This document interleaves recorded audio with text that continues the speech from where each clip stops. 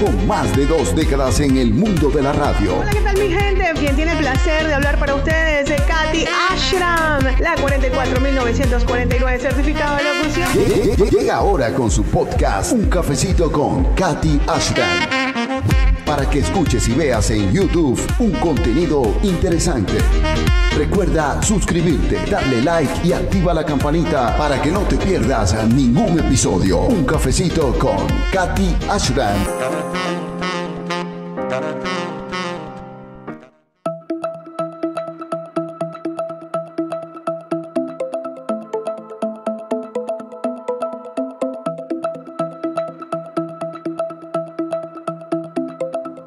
Hola, ¿cómo están todos? Feliz tarde para todos ustedes porque estamos de tarde aquí en este podcast hoy día. Gracias por estar pendientes de todo lo que hacemos a través de nuestro canal y, por supuesto, Un Cafecito con Katy Ashram se va a tomar un café cargado de muchas cosas interesantes, un material bastante importante porque estamos con una especialista que el día de hoy se atrevió a tomarse el cafecito conmigo. Yo creo que ella sí toma cafecito. Y es nada más y nada menos que la doctora Noriana Villegas. Ella es especialista en neurocirugía, una mujer que está preparada para el día de hoy aclarar muchas dudas y hablarnos un poco acerca de esta especialidad médica que para mí es sumamente interesante y maravillosa. ¿Cómo está, doctora? Bienvenida. Gracias, Katy. Gracias por la invitación.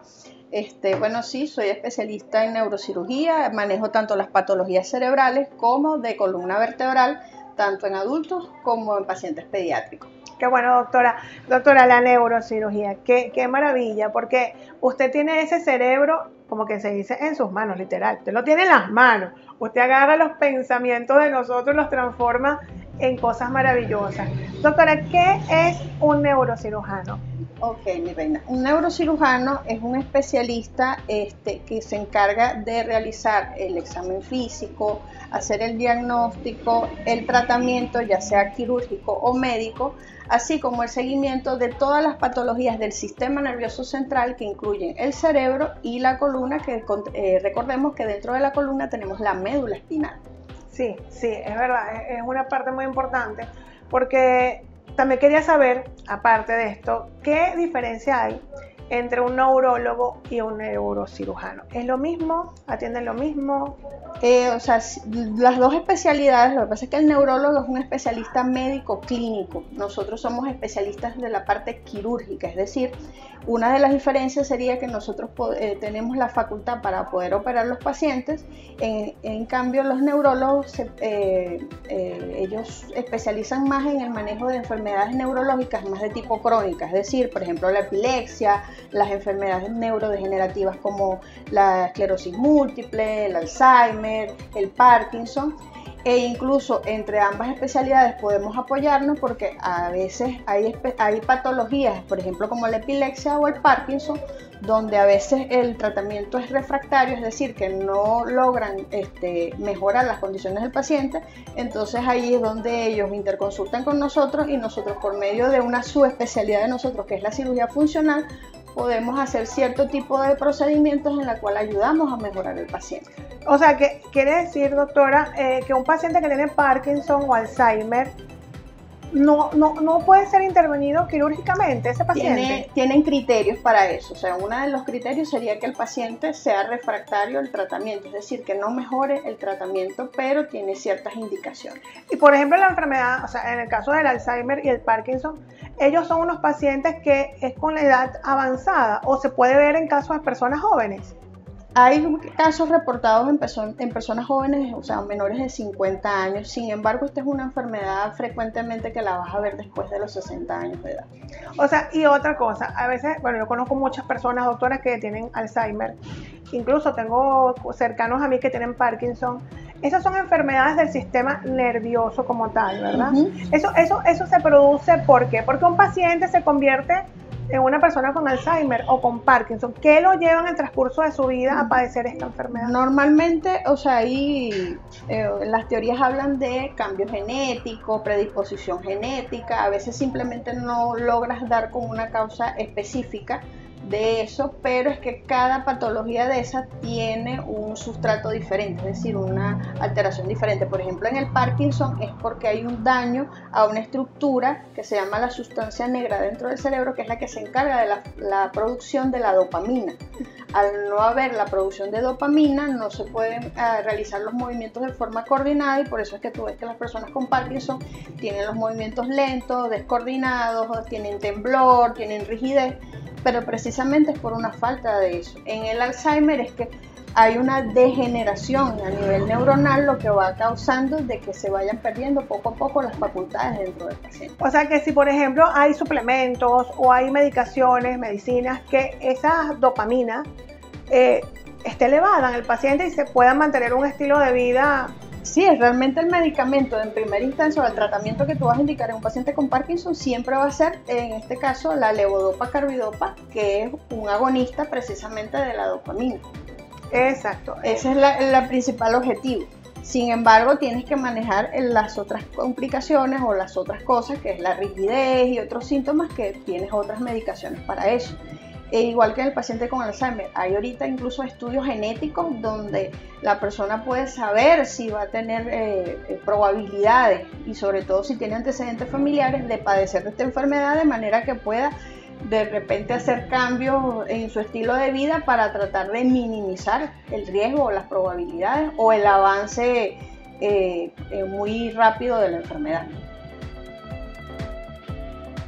Ok, doctora, me parece fantástico cómo se puede manejar con de repente medicación a un paciente que tiene este tipo de patología. Doctora, en el caso del neurocirujano, usted que hace las operaciones en nuestro cerebro, imagínese, que es lo que maneja todo nuestro cuerpo. El sistema nervioso está en la columna vertebral. Cuando una persona tiene una lesión, tiene una fractura, tiene un problema en ella, ¿a qué especialista debe acudir? Porque a veces hay como un poco de confusión. Nosotros los pacientes que conocemos, vamos a un traumatólogo, buscando a dónde tenemos que ir en primera opción. Realmente la primera especialidad donde deben acudir es a neurocirugía. ¿Por qué? Porque, como te lo comenté al principio, nosotros somos los encargados tanto del manejo médico como quirúrgico de la columna, además de que dentro de la columna está la médula, están las raíces nerviosas, hay ligamentos, hay varias estructuras. Si hay alguna fractura, una enfermedad degenerativa tipo hernia y que sea de manejo médico, entonces el neurocirujano es el que debe tomar en este caso la decisión en conjunto con el paciente de cuál es la mejor opción terapéutica para él. No necesariamente todas las patologías de columna son quirúrgicas, que eso siempre lo aclaro, porque los pacientes tienen a veces miedo de acudir a la consulta porque creen o tienen la falsa creencia de que todas las patologías de columna son quirúrgicas, y no es así, pero si no se las tratan a tiempo y no se la tratan con el especialista adecuado y de la forma adecuada, entonces sí puede llegar a ser quirúrgica. Incluso he visto con preocupación, que lo he hecho también público y notorio de varias maneras, de que los pacientes están acudiendo a otras especialidades o están yendo a fisioterapia o hacen cosas en desconocimiento cuando comienzan a padecer de dolor cervical, dorsal o lumbar, y cuando ya entonces el dolor empeora o aparece un déficit neurológico, es decir, que tienen menos fuerza muscular en un hemicuerpo o en una extremidad, ya sea superior o inferior, entonces es donde acuden al especialista. Entonces ya el manejo tiene que ser mucho más rápido que al principio, cuando pudieron haber venido en primera oportunidad al neurocirujano. Claro, porque me imagino que cuando tienen problemas cervicales, muchas personas sufrimos de eso, esos dolores que dan esta parte, ¿correcto, doctora? No quiero equivocarme. Ese tipo de dolor causa, bueno, eso te causa de verdad un estrés terrible, dolores de cabeza, malestares, a veces hasta calambres. Sí, claro. Y esos son todos los tipos de manifestaciones que uno tiene para acudir al médico, o no, se puede hacer un examen para precisamente ver si en primera instancia se solicita una radiografía, o si en esto entonces amerita una resonancia para descartar precisamente que no hay una hernia o haya otra complicación o otra patología de la columna cervical, para saber entonces si el paciente necesita tratamiento médico, fisiatría. Muchas veces es simplemente cambios en la postura, la parte de la ergonomía, la educación postural, porque son personas que a veces pasan muchas horas en una oficina, tienen la computadora muy por encima de su altura o por debajo, entonces adoptan posiciones no adecuadas y por allí comienzan los síntomas. A veces con esos simples cambios mejoran. ¿Sabes qué? He notado, por ejemplo, en la juventud, los chamos, y a veces uno también lo hace, uno para agarrar el equipo móvil, el celular, está en esta posición, cuando uno lo deja, sientes un dolor tan terrible. Yo creo que de verdad, hay una cosa que está muy de moda, doctora, usted de repente, no sé si recomendará eso para unos acostumbradores o correctores de columna, que son como unos chalecos que se colocan, esos son buenos para corregir. Precisamente, hay que evaluar primero, descartar que la causa del dolor no sea otra cosa más que muscular y postural. Entonces, si es así, está bien indicado el uso de estos correctores. Sí, se podría usar. Doctora, en el caso de las hernias discales, yo he escuchado tantas cosas. Cuando la gente tiene una hernia, una persona que tenga una hernia discal que no se ha intervenido quirúrgicamente, porque tiene que ser definitivamente una operación, ¿no? No necesariamente. No necesariamente. Esa persona, si descuida esa hernia, no acude de manera inmediata al neurocirujano, ¿qué le puede pasar a una persona que no se atiende una hernia discal? Precisamente, ¿por qué te digo que no necesariamente? Porque existen 4 tipos de hernia. Está la hernia protruida, que es normalmente un abombamiento muy pequeño de un disco intervertebral, que suele ocasionar dolor, pero un dolor leve, que simplemente con fisiatría y otros cambios en el estilo de vida el paciente puede mejorar. Sin embargo, cuando ya estamos hablando de una hernia extruida o una hernia migrada o un secuestro, que ya son unas formas más severas ya de una discopatía degenerativa, entonces allí es donde está la intervención. En el caso de que el paciente no se opere a tiempo o no acude, en este caso, a ver qué solución puede plantearse, entonces estas hernias van a empeorar los síntomas. Si ya el paciente tiene un déficit motor, que no mueve bien un pie, o una pierna o un brazo, entonces este déficit va a empeorar con el tiempo. Porque hay también, últimamente he visto con preocupación, como hacen promesas falsas con los pacientes que les dicen que les van a hacer terapia con ozono, que eso no tiene ningún basamento científico y para decir que va a desaparecer las hernias. Las hernias no desaparecen, o se calcifican o aumentan de tamaño. O se quedan del mismo tamaño si el paciente por lo menos hace algunos ciertos cambios en el estilo de vida. Del resto, las hernias no van a desaparecer. Las hernias no desaparecen, y mucho menos con tratamientos como ozono. He escuchado también que hacen terapias con plasma rico en plaquetas, terapias quiropraxia y cualquier terapias de estas alternativas que no tienen ningún basamento científico y que normalmente los pacientes llegan peor a la consulta. Realmente es un gasto de dinero totalmente innecesario, porque eso no es algo que está probado. Claro, tan delicada que es nuestra columna, porque de ahí tenemos toda la movilidad de nuestro cuerpo. Doctora, entonces, ¿qué le podrías pasar? Que de repente una persona que no se atiende pueda perder la movilidad de sus miembros inferiores de manera total. No total, porque eso va a depender del nivel donde se encuentre la patología, porque realmente para que una persona pueda quedar parapléjico, que es uno de los mitos que hay con respecto a la cirugía de columna, tiene que ser una lesión que sea a nivel dorsal. Y para que sean lesiones a nivel dorsal, lo más frecuentes y que sea la persona quede parapléjica, tiene que ser que exista una fractura o una hernia, o sea, que sea muy extensa, muy grande, de volumen, o sea una lesión tumoral.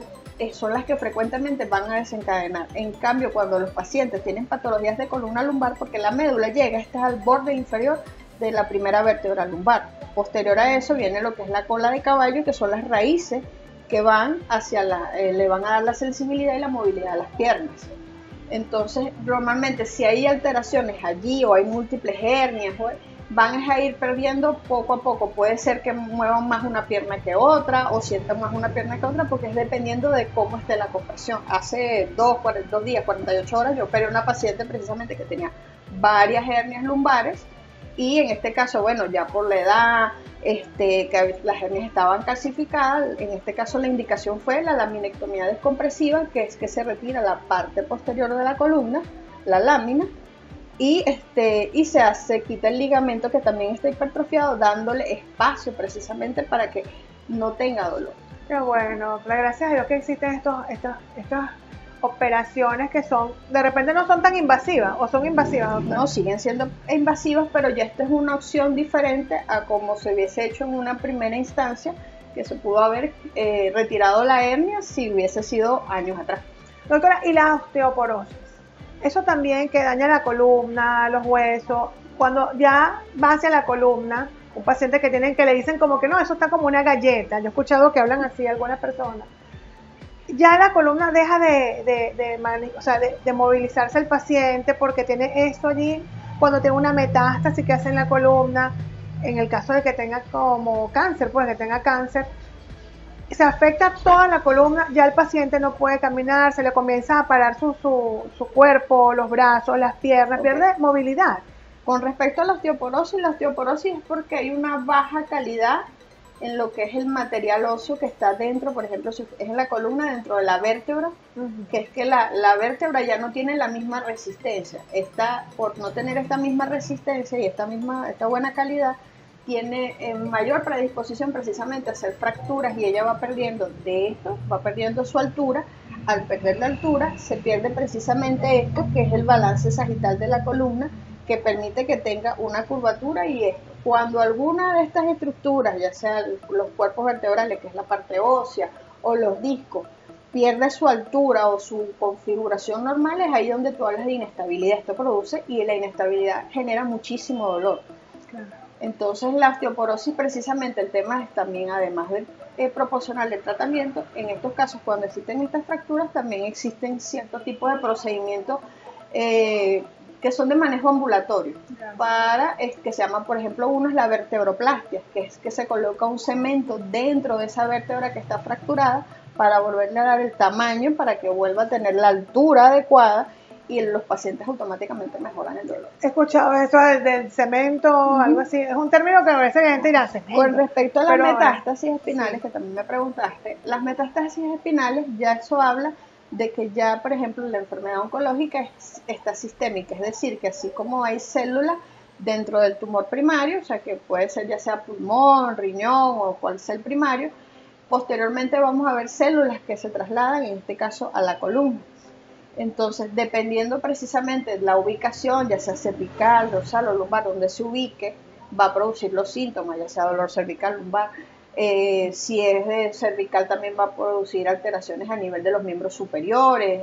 ¿Y el cáncer del cerebro también se expande hacia la zona de la columna? No, realmente las metástasis siempre van a ser desde la parte sistémica hacia la región cerebral. Realmente existen solamente 2 lesiones a nivel del sistema nervioso central, que son las que van a poder hacer metástasis, pero dentro del mismo sistema nervioso central, que es decir, que pueden migrar desde acá del cerebro hacia la región espinal, que es la médula y las raíces nerviosas. Doctora, son tantas cosas que podríamos conversar durante este gran y delicioso cafecito, pero fíjense, hay algo que me causa mucha curiosidad. Los pacientes con hidrocefalia. Estos pacientes vienen del nacimiento con la hidrocefalia, nacen con esta condición o se le desarrollan en el transcurso de su vida. Bueno, la hidrocefalia por eso es la acumulación del líquido cefalorraquídeo dentro del sistema nervioso central, o sea, dentro del cerebro.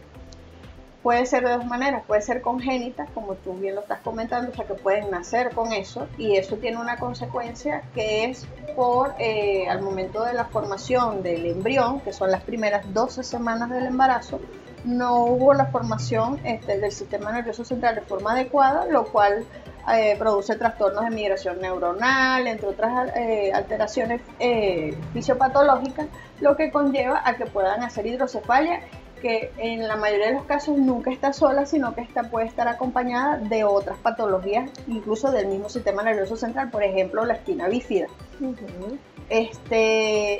Por eso siempre se aconseja que las mujeres en estos casos que deseen tener hijos tienen que hacer un control preconcepcional, es decir, previo a salir embarazadas deben acudir a su ginecólogo, hacerse un control ya sea ginecológico, también ver si no tienen otras patologías de base y tomar ácido fólico. Realmente el fin Y lo que puede evitar todas estas consecuencias es la toma de ácido fólico. Y la mayoría de las veces cuando ves estos casos, la persona se enteró de que estaba embarazada transcurrido este tiempo, donde de repente tú es a la expectativa a ver qué va a pasar. La data con respecto a la otra clasificación, que son las adquiridas es decir, que pueden ser después del nacimiento, que pueden ser por obstrucción del líquido cefalorraquídeo, que frecuentemente puede ser por tumores, por sangrados a nivel cerebral. La otra causa puede ser por aumento de la producción de líquido cefalorraquídeo, que por ejemplo están ciertos tumores que ocurren en los plexos coroideos, que son las estructuras que se encargan de la formación del líquido cefalorraquídeo, o de un trastorno de reabsorción también, por ejemplo, que pasa como las meningitis y en algunos sangrados también cerebrales. ¿El porcentaje de personas con esta condición médica?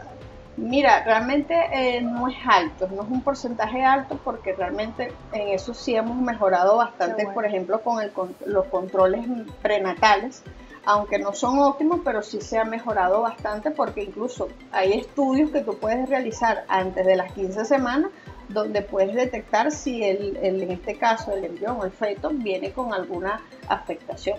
Bueno, doctora, yo creo que vamos a tomarnos un cafecito. ¿Le gusta el café? Sí. Me encanta, a mí también me encanta. Así que vamos a tomarnos un cafecito y ya regresamos con más información muy interesante el día de hoy.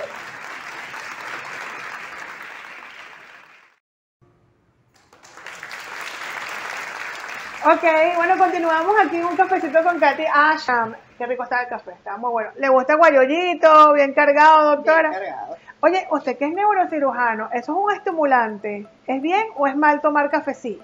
Mira, hay varios estudios que van a favor, otros que van en contra. Realmente yo siempre le digo a los pacientes, tómenlo con moderación.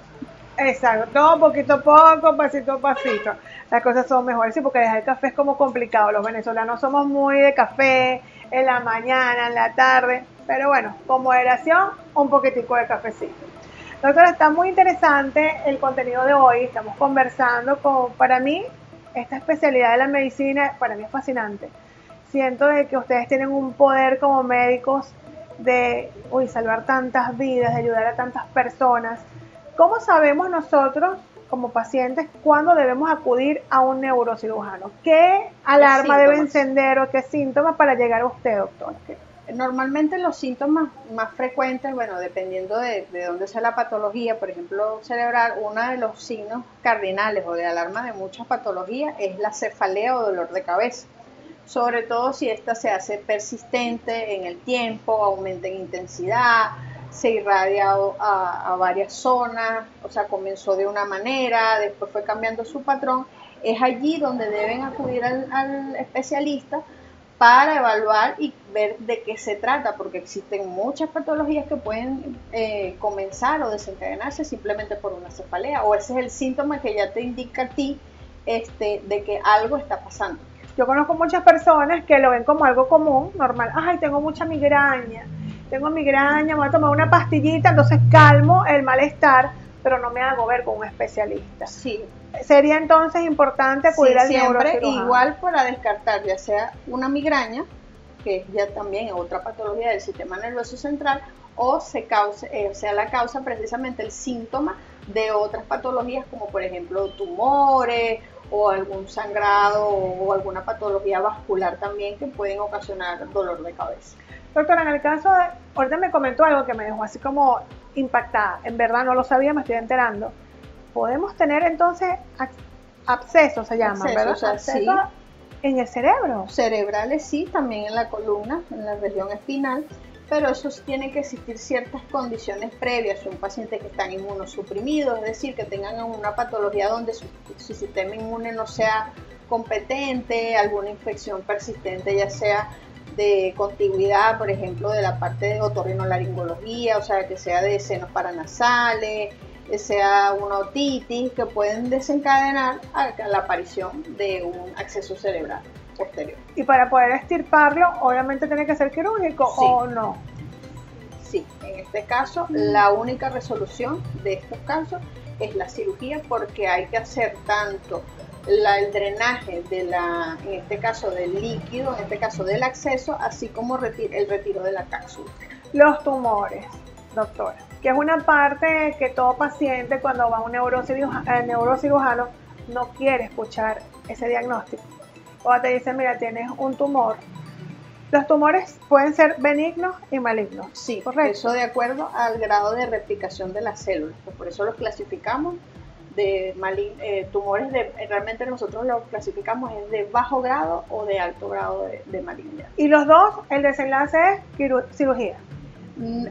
Eso depende, por eso es que es importante acudir a tiempo y para poder hacer precisamente la detección a tiempo de estas patologías, porque de esa manera tú puedes ver si el tamaño es de cuál es el tamaño, cuál es la extensión, cuál es la localización. Por ejemplo, si está en un área elocuente es decir que está en el área de motora, en el área sensitiva primaria, en el área visual, porque cada parte de nuestro cerebro tiene una función específica.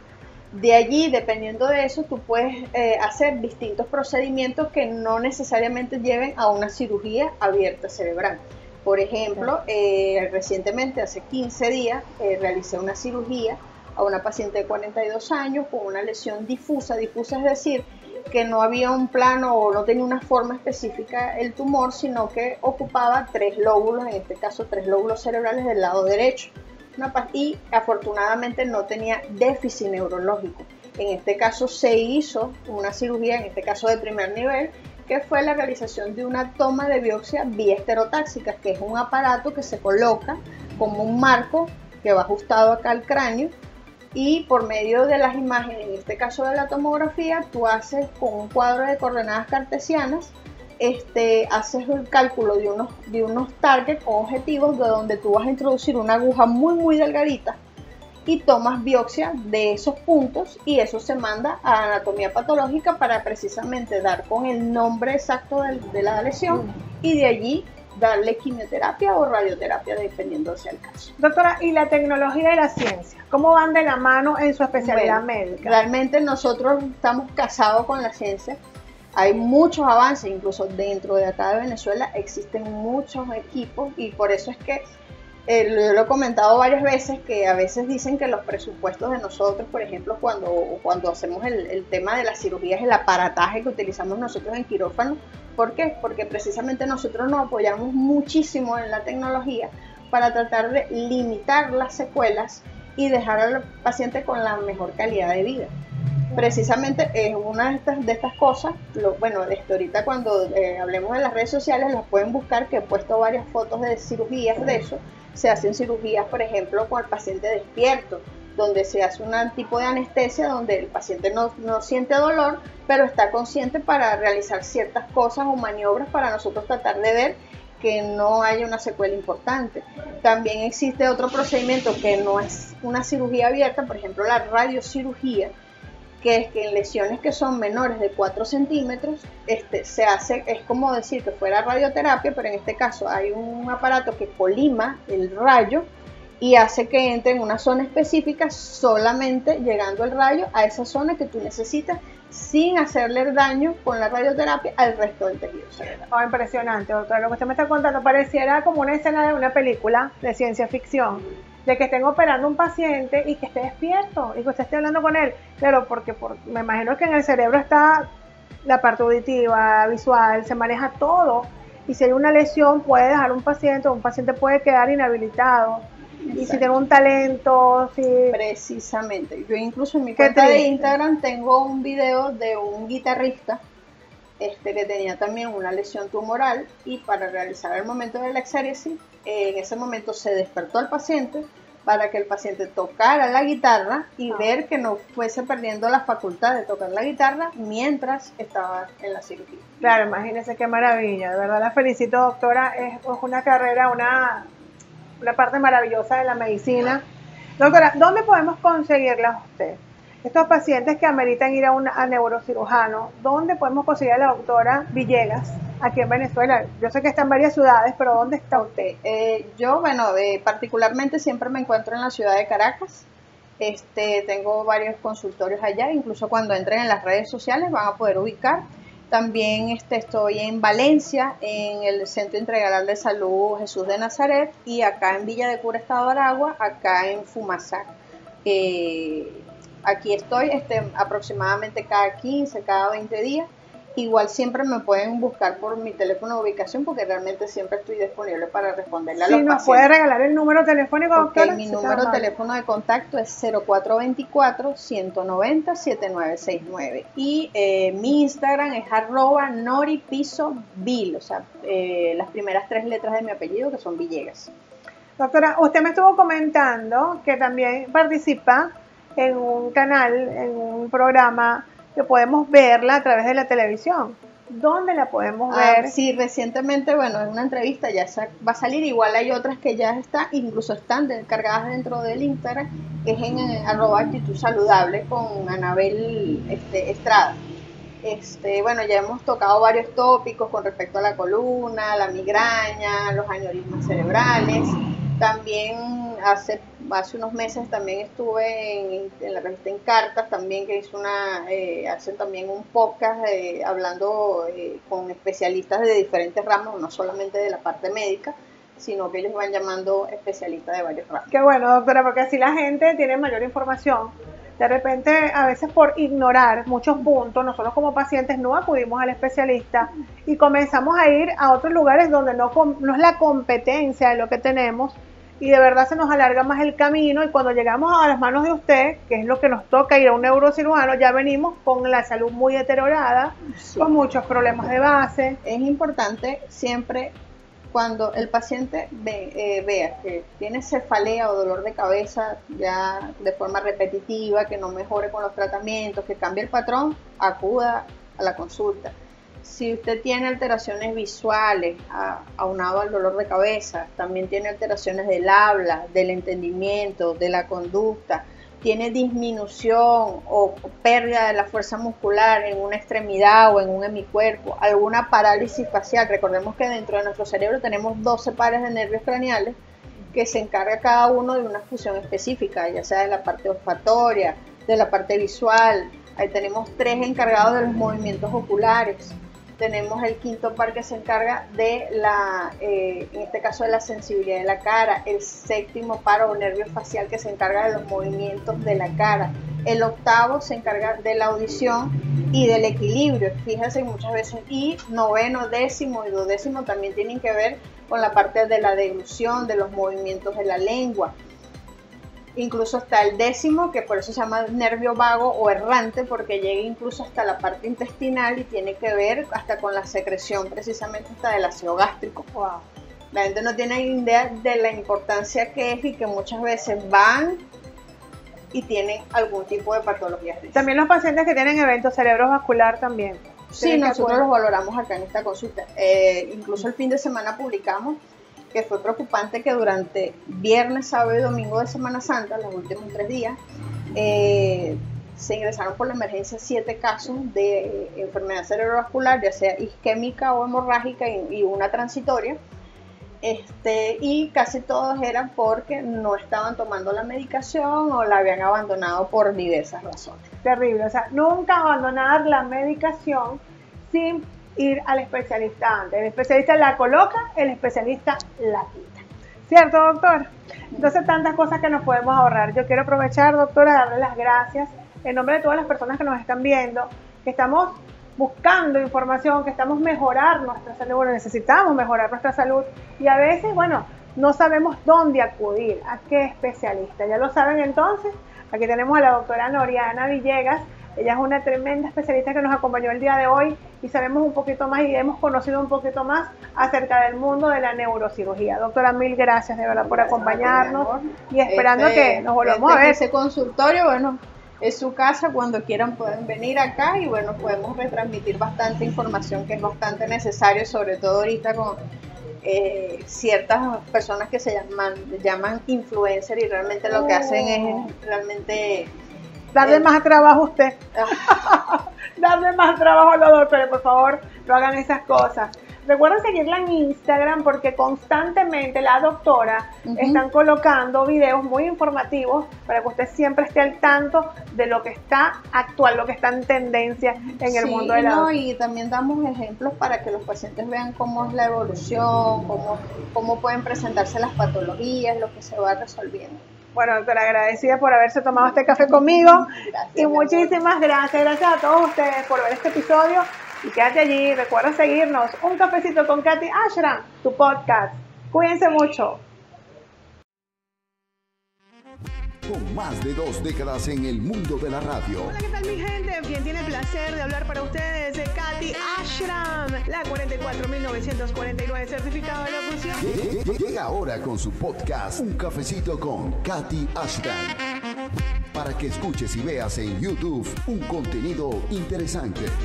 Recuerda suscribirte, darle like y activa la campanita para que no te pierdas ningún episodio. Un cafecito con Katy Ashram.